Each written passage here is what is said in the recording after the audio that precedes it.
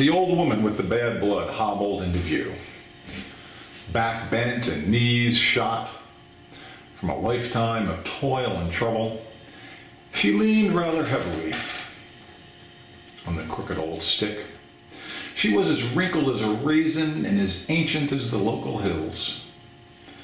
As soon as the ferryman saw the old woman coming along the road, he left his steeping tea and hurried to her side.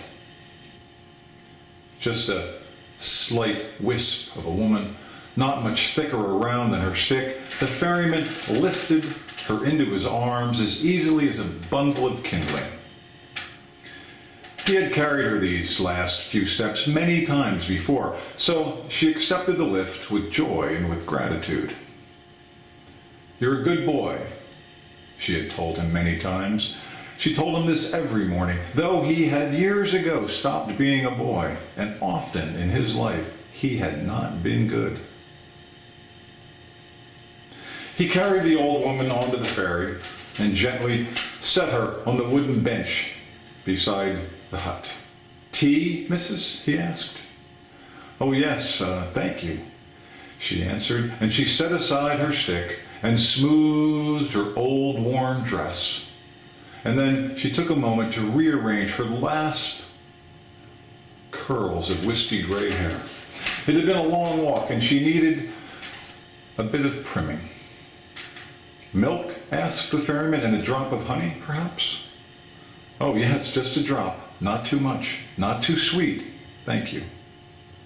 She always took her tea the same way, but still, he always asked, for he had learned that even the very old contemplate change. One day, he knew she might want lemon and sugar, and who would he be to ask, or to simply assume milk and honey? He knew her story, or at least some small part of it.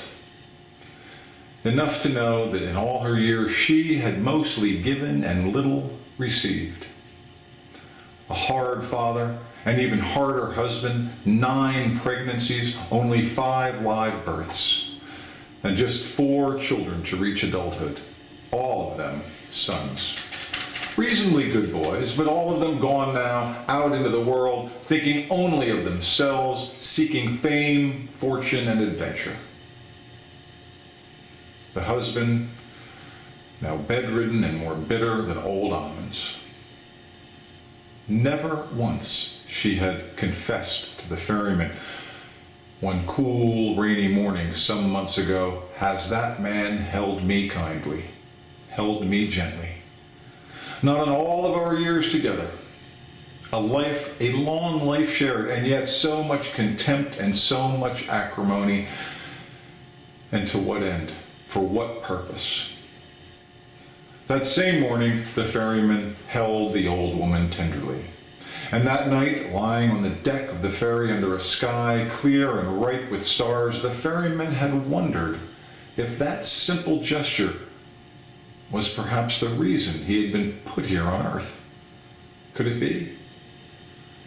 Likely not, he had concluded, but really, who knows? Had he ever in all his days done anything more useful, more caring, more compassionate than to take a moment to hold the old woman with tenderness and with love?